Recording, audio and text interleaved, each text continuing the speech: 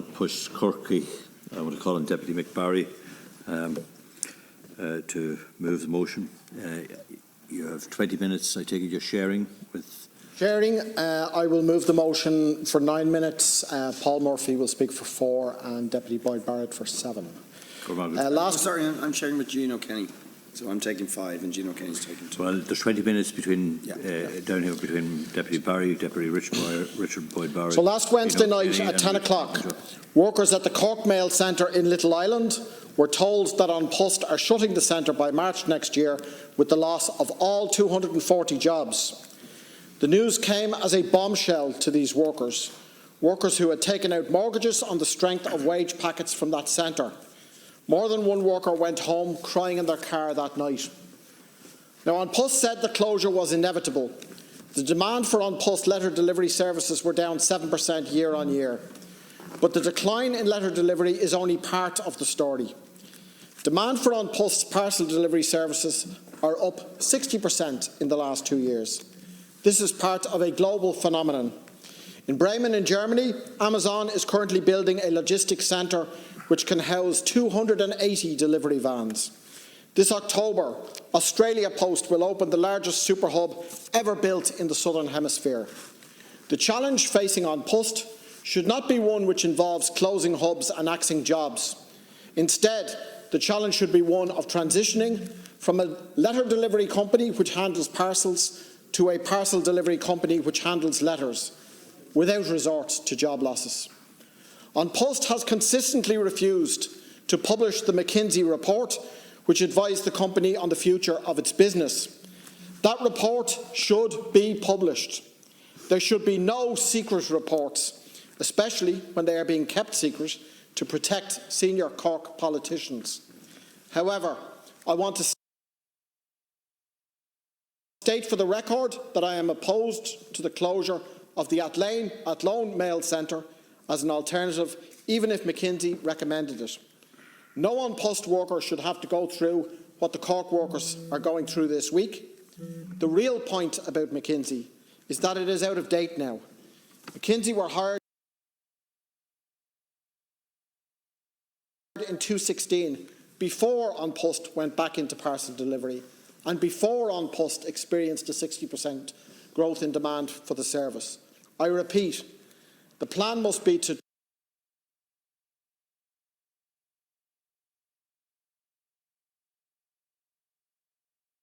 transition to parcels without job losses.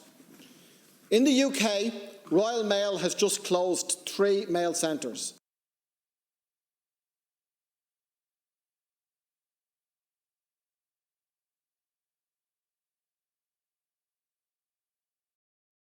Have reopened all 3 as parcel hubs.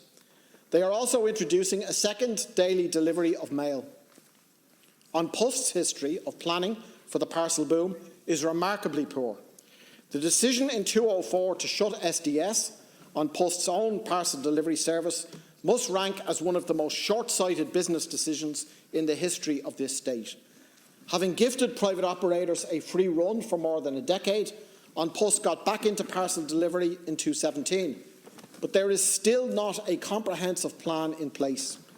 This is shown by the inability of An Post to handle the volume of parcel mail last Christmas, when mail centres were literally overflowing with parcels and packages. It is shown on a week-to-week basis by the backlog in delivering what's known in the company as the Asian mail, in other words, the mail order packages from Asian suppliers. Instead of closing the only mail centre in the south of this country, An Post should talk to worker representatives and negotiate a plan for expanding parcel services and doing that without resort to redundancy. There are other grounds for asking as to how much planning went into this decision, Minister. The Government's Project Ireland 2040, the National Development Plan and the National Planning Framework all project a Cork City population of 320 to 360,000 by 2040. Cork is projected to be the fastest growing city in Ireland in both the 2020s and the 2030s. How much of this was taken into account by An Post before they made the decision, and by your government, Minister, before you decided to back it? Your government has just announced its climate action plan. The plan aims to reduce carbon emissions across every government department. How much of that was taken into account, Minister, by An Post before they made the decision, and by your government before you decided to back it? Do you know that millions of letters that would have been sorted in Cork will now have to be transported by truck to Portlaoise? There will be dozens of extra trucks on those roads. This will have a major environmental impact. The government are about to invest $3 billion of the people's money in rural broadband. This will surely add to the parcel boom. Rural households will be able to order packages more easily.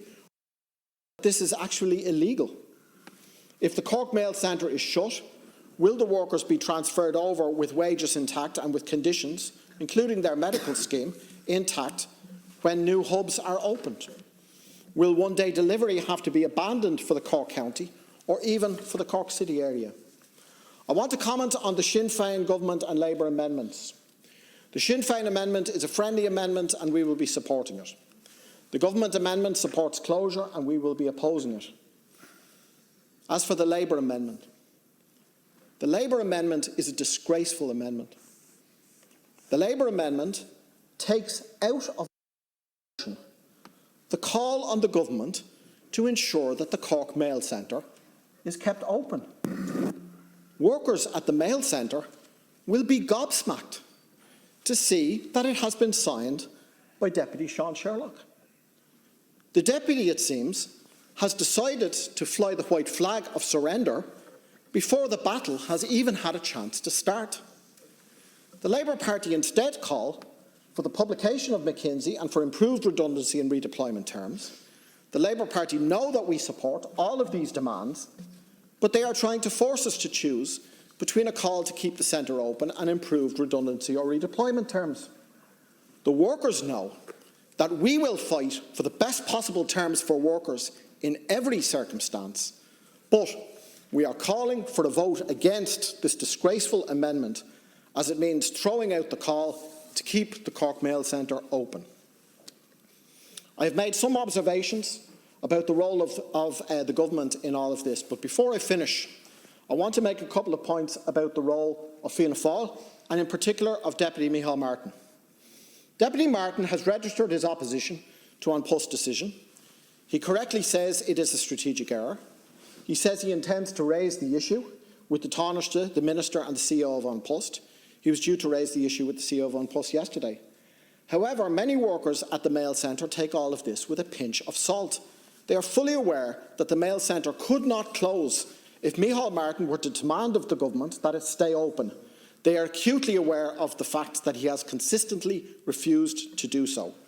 They may not be aware of the fact, but I'm making them aware now, that both Fianna Fáil representatives on the Communications Committee agreed this week to a proposal to excuse An Post from answering questions before the committee this week. An Post will have breathed a sigh of relief at that, and they have Fianna Fáil to thank for letting them off the hook. In conclusion, I would like to make the point that I put my faith in the workers of the Mail Centre and the workers of An Post to fight this closure and to protect jobs, not resolutions passed by Dáil Éireann. You know and I know, Chair, that the government can choose to ignore a resolution of Dáil Éireann, and my colleague Deputy Coppinger will outline some ideas as to how the workers might fight this closure.